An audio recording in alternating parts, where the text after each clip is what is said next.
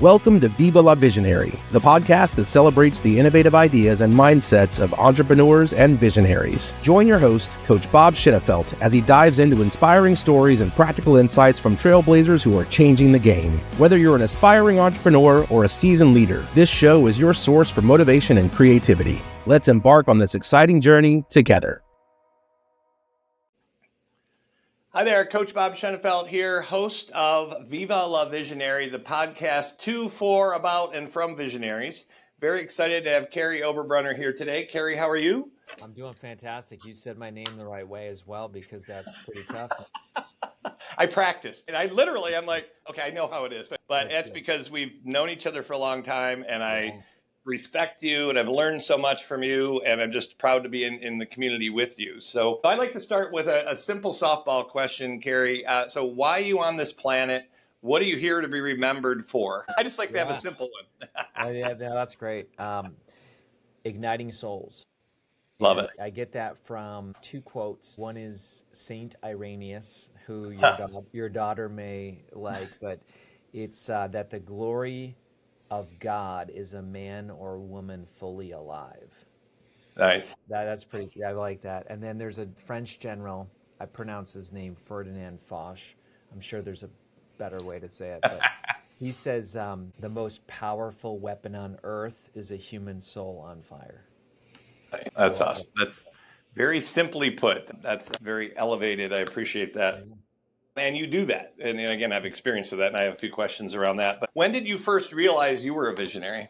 It's a great question. I mean, in one sense, you know it from a very young age, but in another sense, you have to give yourself permission professionally. So let's just say from a young age, I was visionary, and you could say, show me proof. And I would say, just hanging with the friends and your colleagues and your peers, and it's like not bossy, but it's like, hey, let's do this, or hey, what if we did that, or you're kind of creating the future. And so you even see that in play as a young kid.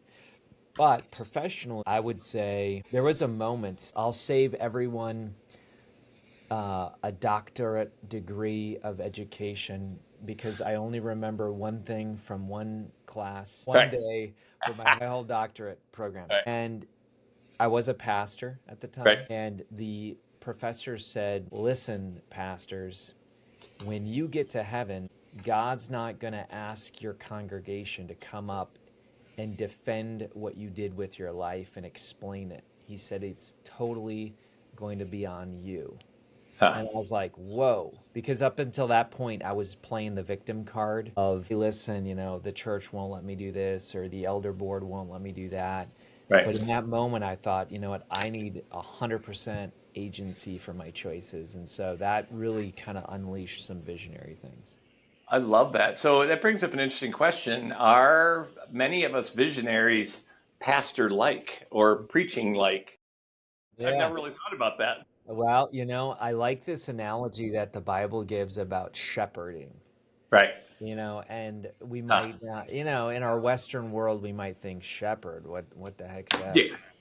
But I think in the Eastern culture, there's a lot of good imagery. For example, Jesus says the good shepherd will lay down his life for his sheep. And when you think about it, visionaries, there's been some really cool visionaries and bad visionaries in the business world. Some have laid down their life for their sheep, and others have said, I'm going to kill the sheep, right? I mean, interesting, right? Yeah, so I think there are those, that would be a good book, Bob, is how shepherding is like visionary. That'd be interesting. And that is interesting. And when you say lay down our lives, and I find I've done that often, and a lot of visionaries, we've given up so much to say, well, we'll get paid some other day or whatever, rewarded, whatever that means. And so again, I'm here to help people to know and act like they matter, which I'm client number one. And so I find a lot of visionaries, we keep doubling down our investment. And as soon as this happens, and yet when do we take care of ourselves? Ooh, that's, it might be selfish or a guilt thing, but I've realized for myself and other visionaries, when I truly get to my great gift, what I love and I'm great at, and I'm not preaching, and again, I think I've shouted into the chasm too much in the past, but living what we're preaching, but yet also taking care of ourselves. I mean, Well, that's, I think, a I think huge that's huge. opportunity. I think that's huge because when we were talking pre-show about mental health a little bit, but in my past battles, young 20-something with mental health, the self-love wasn't there. It was actually self-punishment, self-hatred. But it was the verse in the scriptures where Jesus says, "Love your neighbor as yourself." But think Right, about that. We've all heard that, but if you hate yourself, you're right, not going to have a lot of love for your neighbor. So right, so it really does. I like how you started that where you said I'm client number 1, but it does have to be this proper self-love. And right. I've noticed that a lot of visionaries are harder on themselves than they are their people, right? And so Especially up here, right? Even if I didn't really know how hard I was on myself until literally I wrote the book, and yes. I've given people permission to say, stop beating yourself up. I'm like, well, no, I'm not, and whatever. But that verbiage, and that's the verbiage up here, which is affecting my consciousness. So to flip that verbiage is a huge opportunity. So I'm still learning about that every day. One of the That's things cool. that one of the conferences you put on a couple of years ago that we went to, Oh I yeah. heard two things that I loved. It was to show up filled up, Yes. and it's bigger than me or greater than me. So if you could share briefly on those, because I think that is so important for anyone, but especially us visionaries. So show up filled up. Luckily, I have a little container here. So most people go into every relational interaction empty or at least Mhm. not full. Okay. So if I Yeah. go into a business conversation where I'm not full, that means that what I'm doing is I'm actually expressing needs to the person I'm chatting with. And Huh. you feel this. Yeah. You feel this in your gut. You can't put your finger on it. But it's the type of person who's basically saying like, I need to be accepted, or I hope this person doesn't reject me, or maybe this person doesn't think I'm credible, so I have to really push hard, or I have to name drop and justify myself. So Right. what that means is you're showing up empty or you're showing up not full. Showing Right. up filled up means you are completely unattached to the outcome. You are Yeah. a massive giver. You have no skin in the game, meaning if they say you're full of crap, or if they say, your prices are too high, or I don't think I need your services, you're like, you know what? That's fine. And then what that does is because you're not dependent upon the other person, in Dan Right. Sullivan's words, you're the buyer, not the seller, Right. it actually becomes massively attractive. And so I've seen this. A little example. I'm going to give a little example, little coaching tip. Yeah. I've seen speakers who don't show up filled up post on Facebook. I'm filling up my fall calendar. I only have a few spots left. Reach out quickly if you want to fill my remaining slots. Right. Okay. Now, again, that might feel to the average person like, oh, they're just being considerate. In reality, that's not showing up giving value. Like there's Right. nothing in that statement that was valuable. Right. So instead it becomes more of a desperate plea, Yeah. and as a result people are turned off by that. Yeah. Versus what could be a very powerful marketing post, which would be just spent time with X community speaking. I'll tell you what, these people are on fire. They added so much value to me. This company's going places. It was an honor to speak. Boom.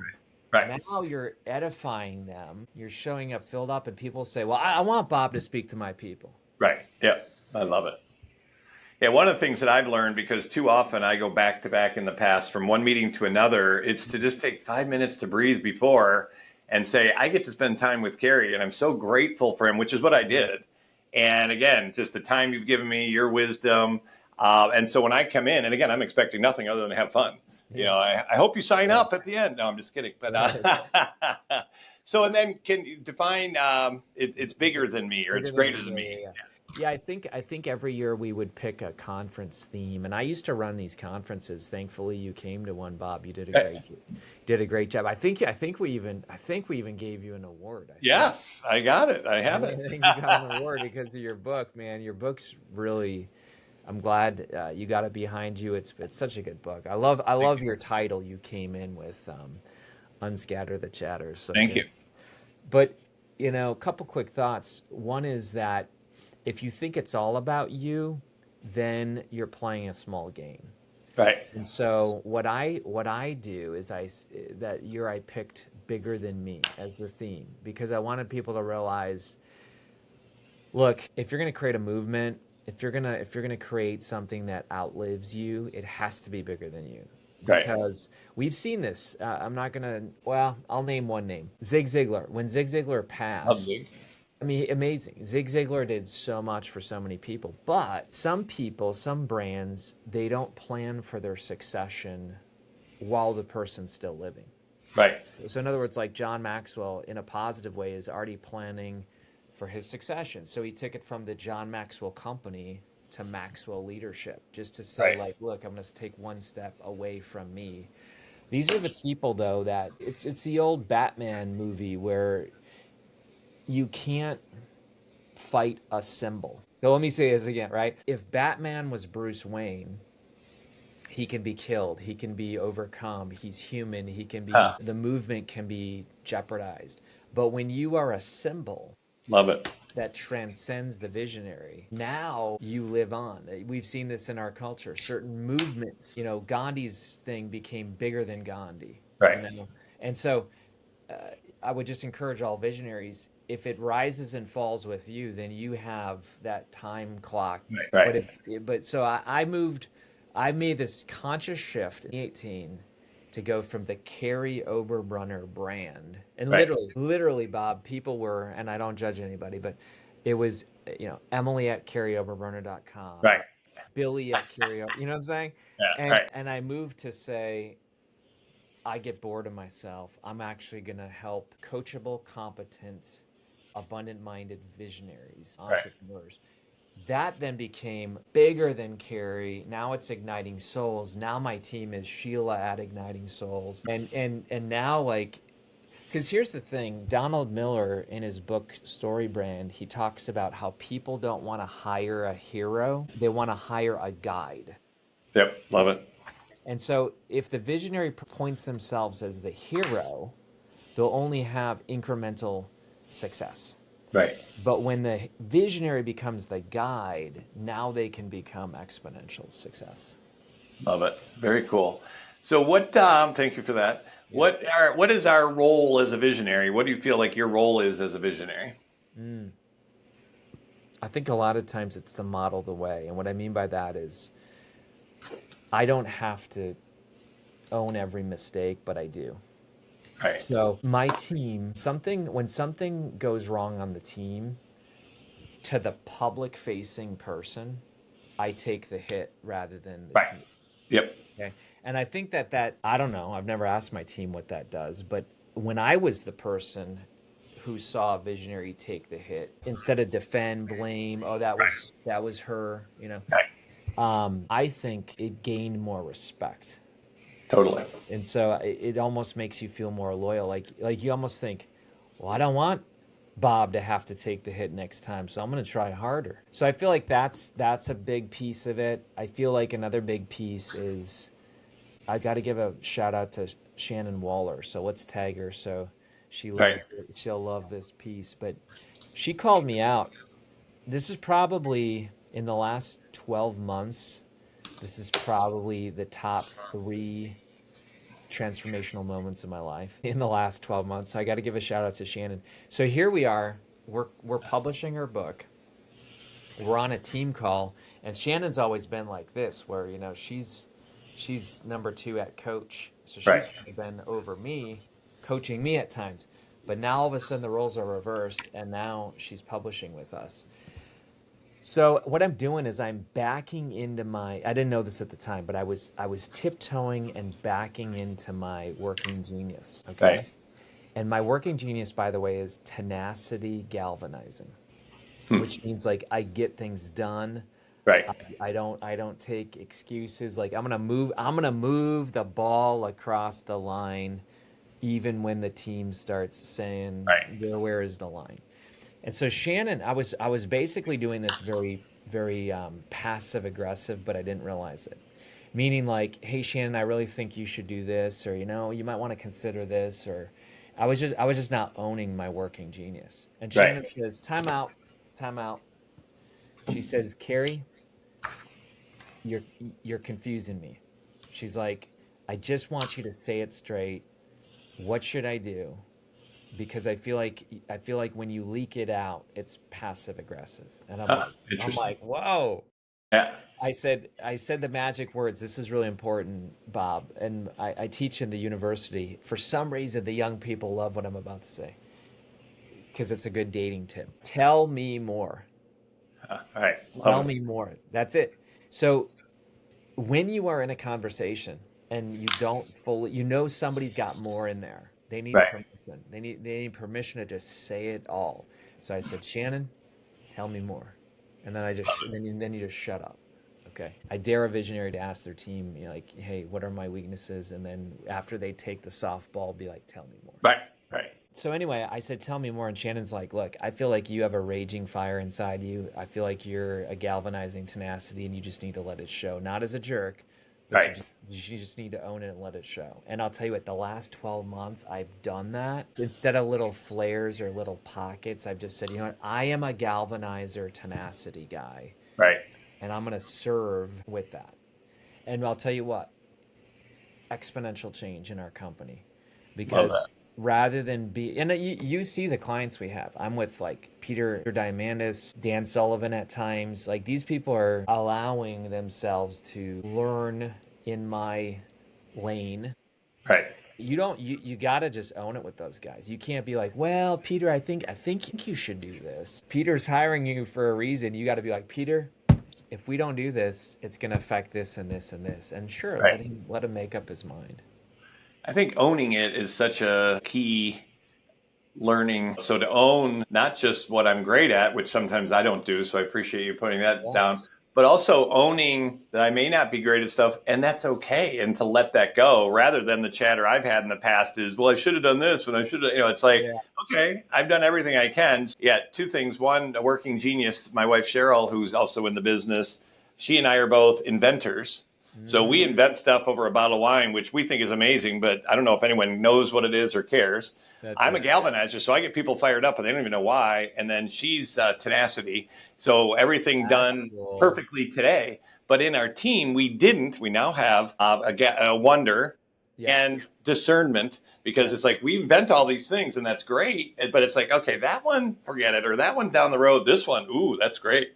And then someone to discern that. So that's interesting. And then a quick Shannon Waller shout out for me. She spoke to our forum a couple years ago, and Oh I'm like, yeah. I did Sullivan for 6 years. I know it all. And so she was talking about free focus and buffer day. And so in our breakout, she's like, what do you do on your free days? And I'm like, okay, well, I hike and I do this and I do a lot of those things. And someone said, what about if Nick has my son who plays college baseball has a game tomorrow? Do I have the freedom to go there? And I'm like, I really don't because I have full day sessions and I book them 3 months and 6 months in advance and I'm not going to cancel on my people. And that Right. was a huge impetus to say, okay, I want to have more freedom. And so that was a great Wow. aha from someone who thinks he knows the whole Sullivan thing, Yes. which obviously I don't, but That's interesting. great. A good analogy. Yeah. So I think you already said this, but if you were to say, what's one lesson you could share that really catapulted you to the next level, either in your business or your life as a visionary? I mean, Mm. you said several already, but what's one, Yeah, if you I were to got one. say, I got one. Yeah. yep, So Jill Young, I got to give shout outs to these. And by the way, by giving shout outs, Bob, we're helping the podcast reach more people because, totally. It's all about I love it. community. I Yes. love it. This is what I do. I try to honor people Yep. who've helped me. But yeah, Jill Young, when I started to consider EOS and we started talking about doing Jill's books and then she would be our implementer, Right. she said to me, I'll never forget what road I was on driving with my AirPods, and she said this. She said, Kary Oberbrunner, are you ready to have your business grow up? Ah, And I was like, whoa. love And it. like she stopped me in my tracks. I was driving, but I didn't pull off the road because I didn't know the answer and I knew what she was saying. And she Right. was saying, are you ready to give up control? Are you ready Yep. to empower people? Are you ready to think that this is bigger than you, you know? Love And it. so her question I didn't answer right away. I said, wow, I need to really Let me think get about back to you. Yeah. But I mean, I'm a fast decision maker. It took less Yeah, than 24 hours, and I said, I'm ready to grow up as a that's business. awesome. Great. Thank you for that. And what's one opportunity or issue that you are wrestling with or working on or about to kind of unleash as a visionary? Yeah. So 4 years ago, I saw blockchain as a concept, and I thought, I don't understand this whole thing, but Right. there's something here. So anytime I don't know how to solve something, I say I'm going to write a book on it because Yep. I love it. so I'm 14 books in because there were 14 big questions that I couldn't solve myself. So I went to go solve it. And one of those books that I wrote was called Blockchain Life. That was the impetus for what is today instant IP, Right. which is let's just call it IP protection in your pocket. Right. So intellectual property protection in your pocket. What's the alternative? The alternative is traditional ways of protecting IP, which is patents, trademarks, and copyrights, Right. which take up to 5 years for a Right. patent and decay. And so we wanted to say, how can we give visionaries and creatives who have 50 ideas a day, how could we give them the ability to go from smartphone to smart contract, which creates that first use case, first in commerce example of the intangible idea, and now it links it to a time stamped, immutable, unchanging proof that Right. they were there. And so that, Bob, took a lot of time, a lot of failures, a lot of money, but we have literally launched now Instant IP Advisors. And so what that is that's pretty cool. It allows coaching on top of the layer of the technology, which is what Dan Sullivan often says, like, hey, that's the missing piece for most things is coaching Right. around technology. AI is exploding, but is there coaching around AI, Right. So anyway, we're launching that this week, and we already have some of your favorite people who are becoming certified, but it's really for them to not only help their own IP in their company, but then also to give that capability and charge for their expertise to identify, package, and protect other people's IP. I love that because what I find, I mean, I've worked with thousands of visionaries over 30 years in many different aspects. And what I realized, the model of what I would call the enlightened visionary journey is Mm, to have a business operating process, to have a life operating process, whatever that is, to have relevant peer groups, to do the work, workshops, retreats, to be coached or mentored, to become an authentic thought leader. And I'll come back to mm, that. And then many visionaries do then end up coaching or mentoring. And then, Gino made the line famous in our community of letting go of the vine. And I've realized a lot of visionaries have a hard time or don't know how to let go of the vine if they don't know what life beyond the vine is. And so ooh, that to me is kind of the end. But coming back to the thought leader, many visionaries I find, okay, I got the business kind of set. What do I yeah, do now? It's be you. And that's to be coached and mentored and then to become a thought leader. So I love the IP thing. And I know we've talked about that before, that to be known for Unscatter the Chatter or for Life Beyond the Vine and to protect those, I think is so amazing. But I find a lot of us visionaries, we're hell bent, and I'm speaking about myself too, is what do I want to be remembered for? mm, And how do we get there? We teach what we're learning. So again, almost all the visionaries like are putting it out there. It's like, here's what I'm learning and here's how I'm dealing with it. And again, don't have it all figured out, but I love that. So I so, love what you're doing with the IP because, and even I think you've met John Mashney before, a visionary lawyer. He did a presentation and he talked about we're all in the entertainment business and the intellectual property business. So I mm, love that you are helping us visionaries to capture that. And it's not just the big boys who can wait 5 years and spend 30 right, grand on yeah, something. So I applaud you for that. And that's where I see a lot of visionaries going. And in the past, it was kind of, well, as soon as I sell my business, right, then I'm going to show up. Look out, world. And what I'm doing and living and being more and more and helping people and we're helping each other is to why not be that now? And absolutely. so, yeah, so I love that what you're doing Well, for and blockchain Bob, and check this IP. out. When you were speaking, I wrote this down. Life beyond the vine. In other words, I Yep. can hear IP in a second. I can see it.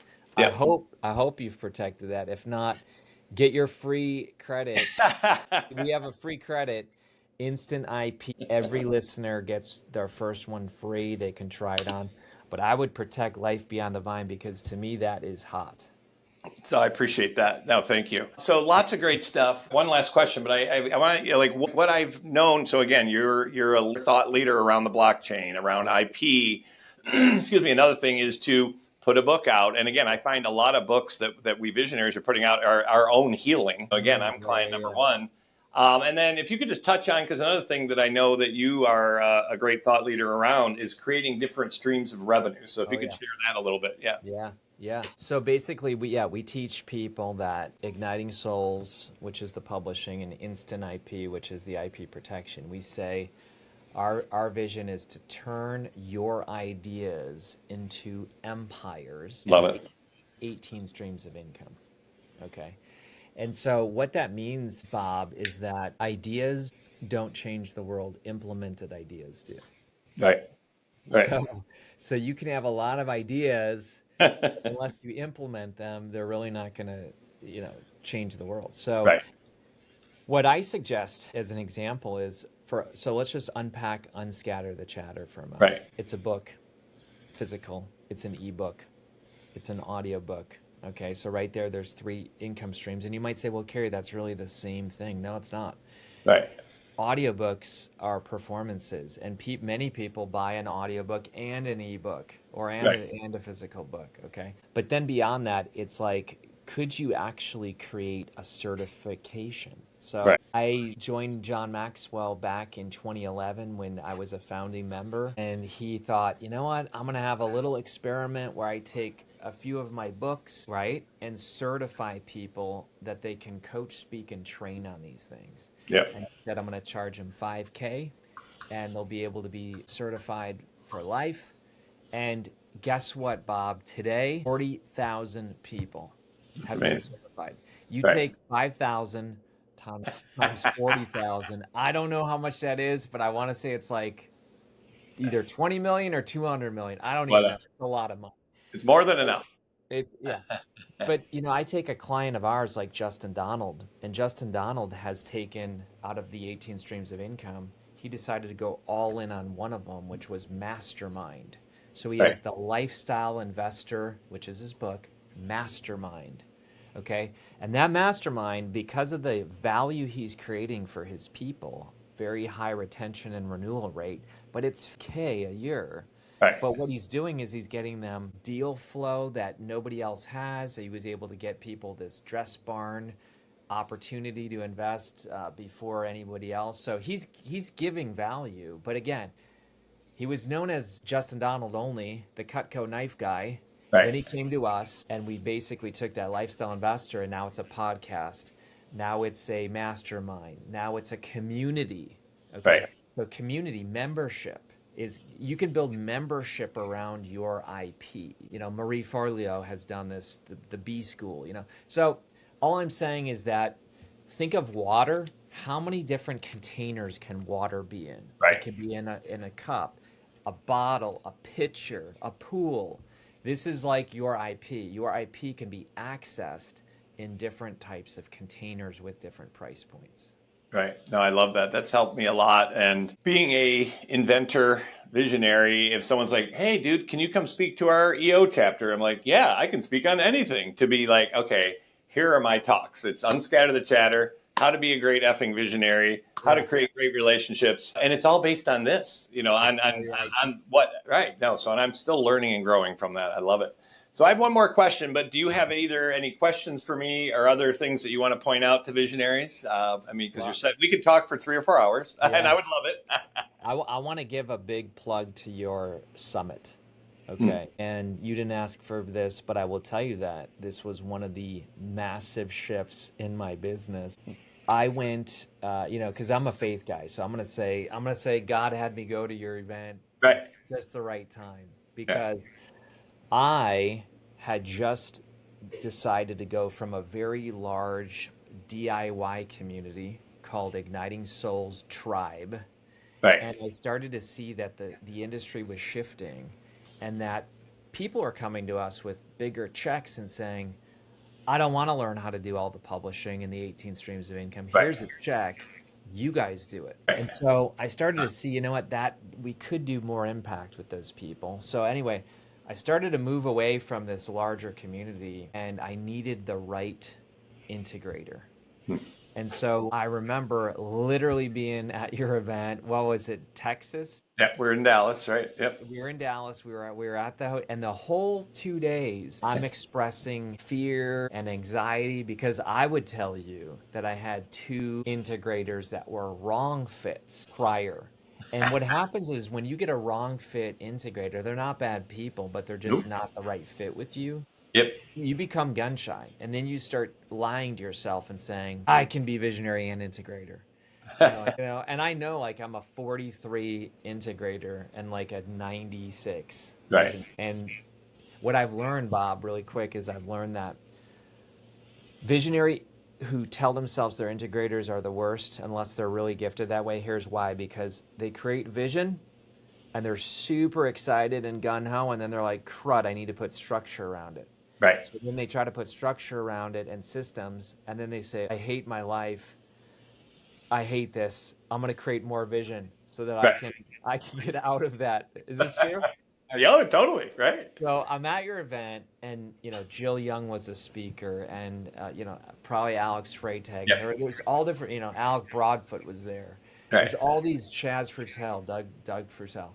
Anyway, the whole 2 days, you guys almost like shepherded me through me choosing Sarah Grandstaff as my integrator. It's been amazing. But even on breaks, Bob, I was calling Sarah and negotiating the deal. And Right. I mean, this was like real, I should have been fully focused on the summit, but what you instead did was shepherd me to choose the right integrator. And it's been a dream working with her.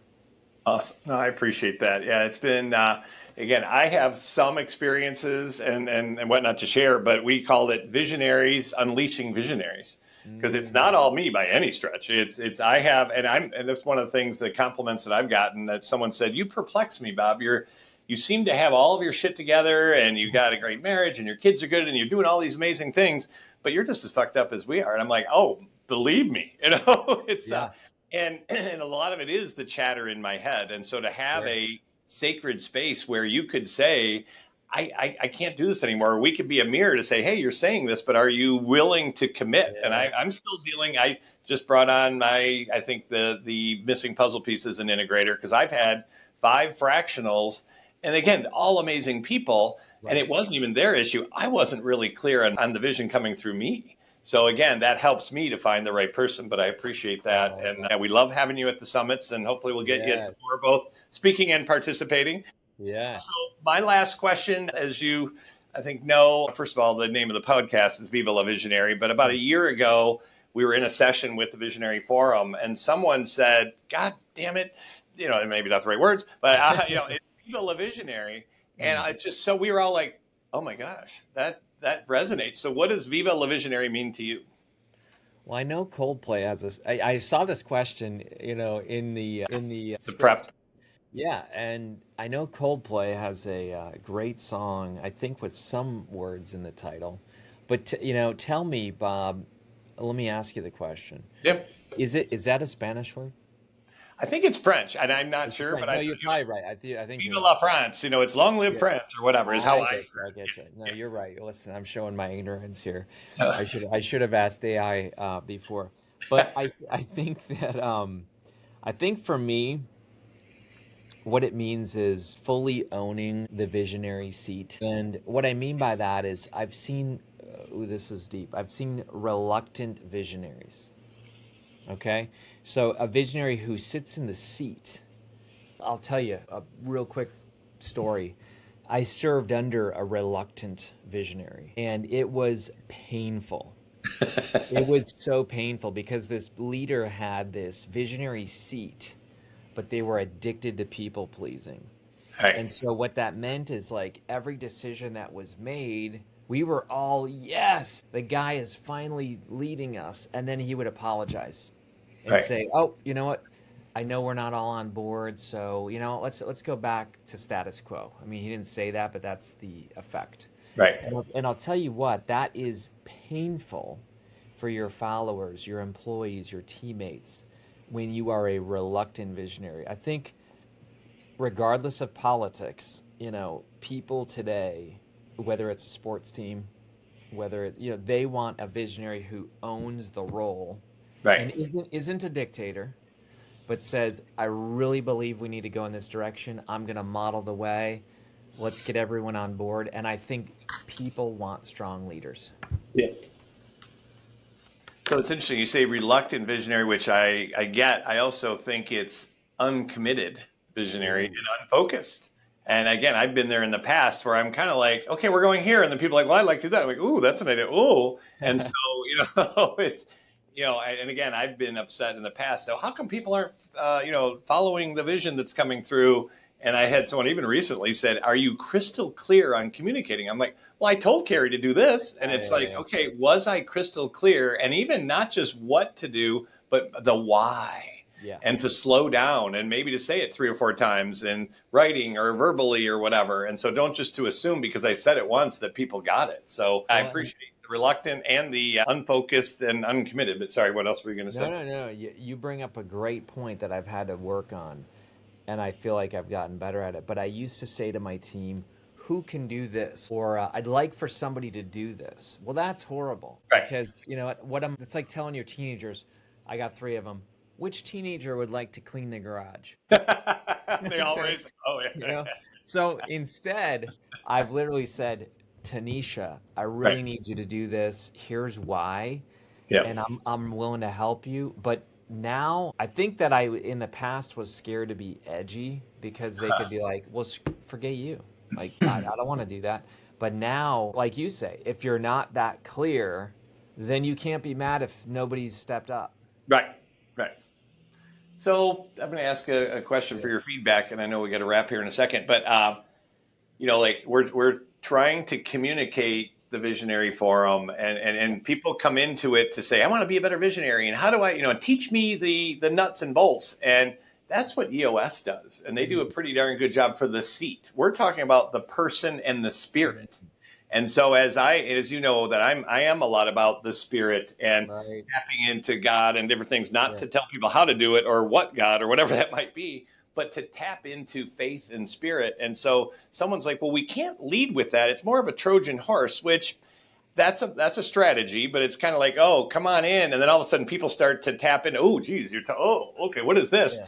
And we've had people say, I'm learning to have give permission to myself to be myself when I'm around this group, which is great. Mm-hmm. So someone said, but we can't talk about the woo-woo or the spirit. I'm like, that's who I fucking am. And that's what I'm here to learn and teach. So from a marketing expert, without a lot of thought, is that, I feel like that's going at my target market, but not everybody knows that spirit is an opportunity because it is such a dogma around it, at least I think, and a scary thing. But so do I lead with the spirit more? I mean, I'm open to your thoughts, and I know it's a quick question. No, I get what you're saying. So here's what I would suggest. Success leaves clues. So I'm going to go to Joe Dispenza. Oh, love it. Joe Dispenza right now, from all my research, is blowing up. Oh, and he, totally. Right? And he's a guy who says, look, I got the street cred, or there's a lot of these guys, Huberman, there's a lot of these people right now are popping up because they're like the anti-marketing, okay? Right. Meaning that they're just like, listen, we're going to be different. We're going to lose some, but we're going to attract a lot of others. And here's our edge, and let's play that edge. Otherwise, like you said, they're going to be confused. I say, this is my own quote: "Clarity attracts, confusion repels." Yep. Clarity attracts, confusion repels. So we can be massively clear and attract, or we can be very confusing, and people leave when they come. So after they try it out. So I like your whole thing. I think that you said it very properly when you said 2 things that I heard. So take this: free to be me, like you said, permission.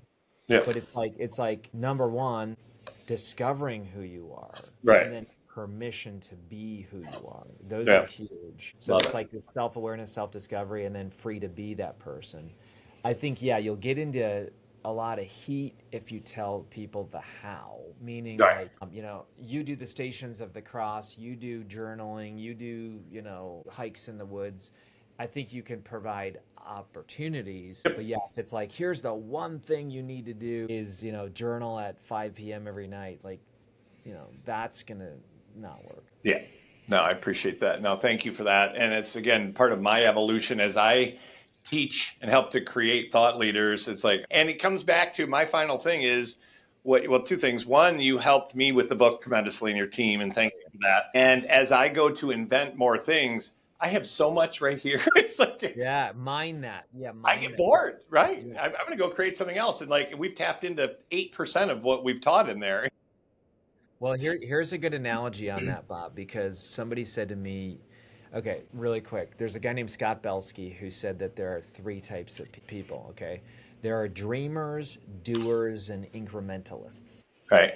Dreamers are all about, ideas. Doers are all about implementation. Incrementalists, their curse is they dream, do, move on to the next. Dream, do, move on to the next. Dream, do, move on to the next. And they never mind something for Right. what it, because there's boredom. I mean, let's face it. Yeah. I would not want to do strategic coach workshop. If I was Dan Sullivan, like, here's our 5,065 workshop today, like, I like variety too. Right. But I do think there is the make it up. This is to quote Dan, there's the make it up, that's the visionary, the make it real, and the make it recur. Right. And if you're never making it recur, you're not taking something to its full depth. Love it. And I think that's a big opportunity for me as a visionary and many others. It's like, okay, this is my life's work and it's all there. And there can be a lot of diversity and fun to different groups and whatnot. So there's a big aha. Kary, I appreciate your time, your wisdom, and your friendship. I'm excited to see you again soon, but I love you and appreciate everything you do for the world. Thanks for inviting me. All right. Peace. Thank you for tuning in to Viva La Visionary. We hope you enjoyed today's episode and found inspiration in our guest stories. If you loved what you heard, please subscribe, rate, and share the podcast with fellow dreamers and doers. Join us next time as we continue to explore the limitless possibilities of visionary thinking. Until then, keep dreaming big and taking action. Your vision matters.